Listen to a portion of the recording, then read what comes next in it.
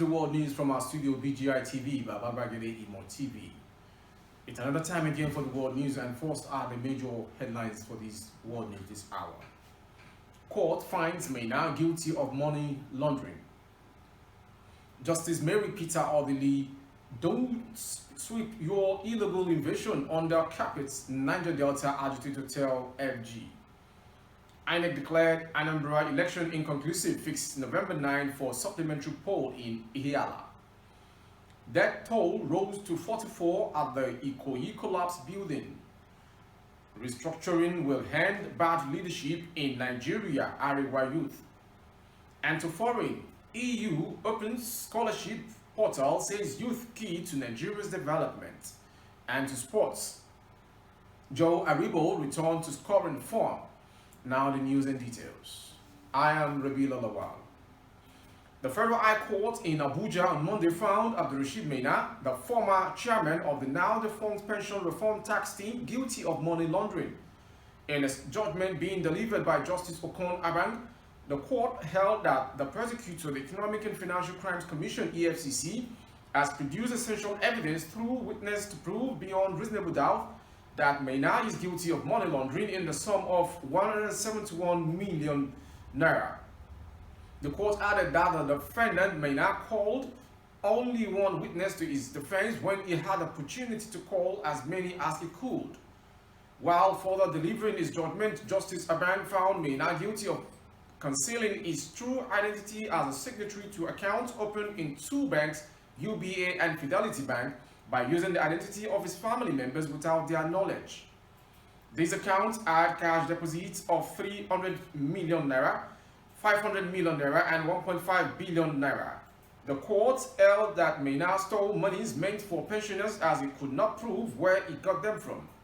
Maina was tried alongside his firm, Common Impute Property and Investment Limited, over 12 charges bordering on money laundering of over 1 billion naira, among other offenses.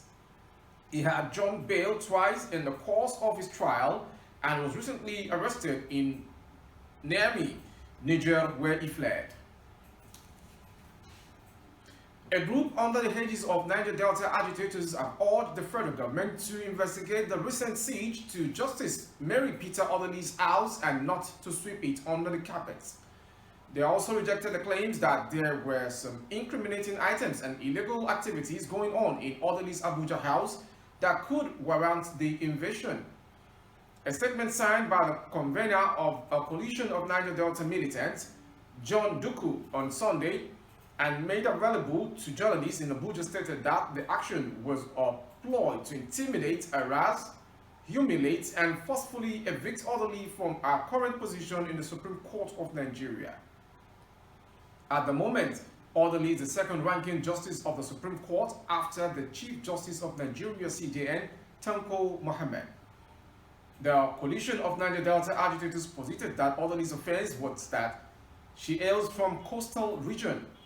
We can authoritatively say that the only offense of Honorable Justice Mary Odili is because she is the second highest ranking judge in the Supreme Court of Nigeria and she's from the Niger Delta region. The coalition rejects the claim by the government that suspicious activities were suspected in the building. This claim is baseless and unacceptable. We therefore warn that on no account should the recent invasion of Honorable Justice Mary Odili's home be swept under carpet, as we are watching every event.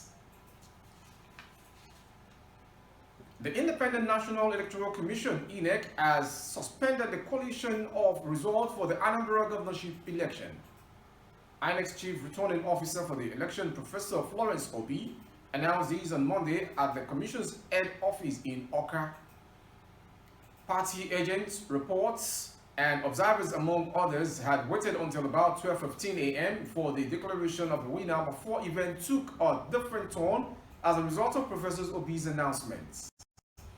He said, "We have collected results from 20 out of 21 local government areas," added that Chief Returning Officer, who doubled as the Vice Chancellor of the University of Calabar in Cross River State.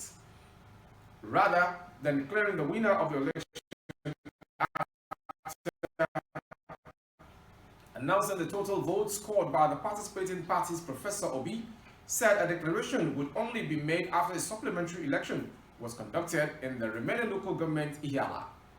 Consequently, based on constitutional considerations and provisions of the Electoral Act, as well as revised regulations and guidelines for the conduct of the election issued by the Commission, a supplementary election is indicated for Ihiala local government area.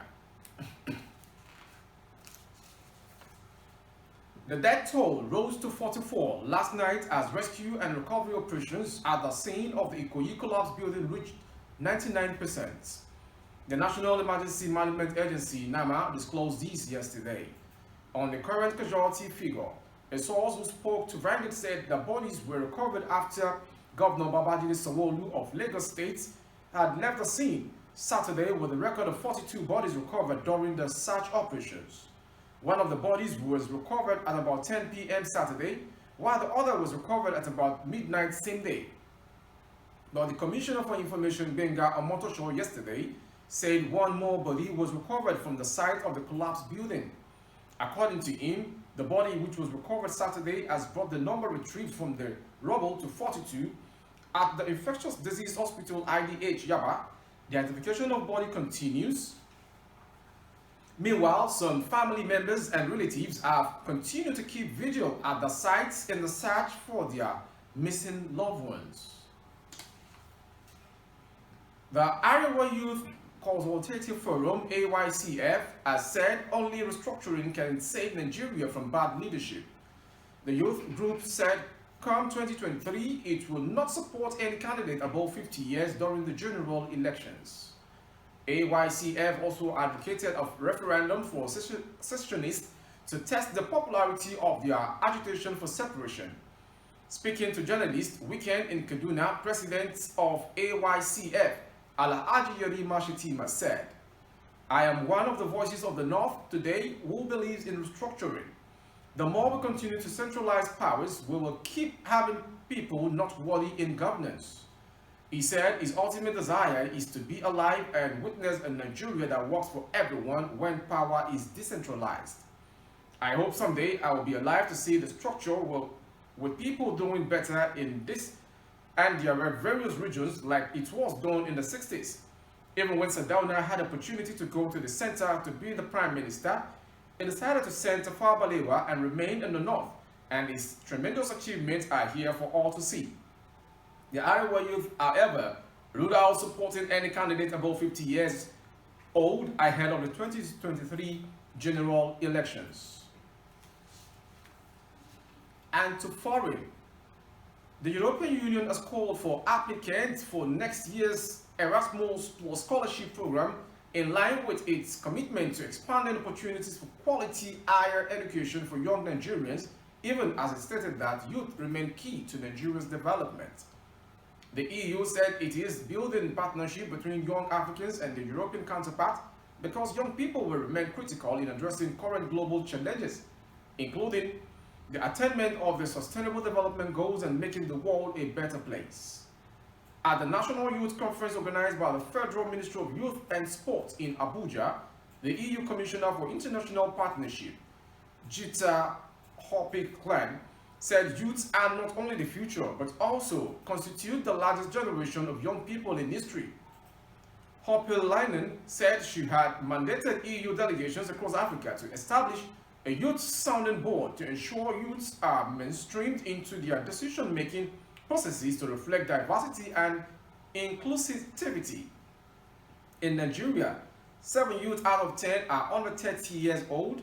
Whether it's politics, economy, or the EU-Nigeria partnership, will need youth participation.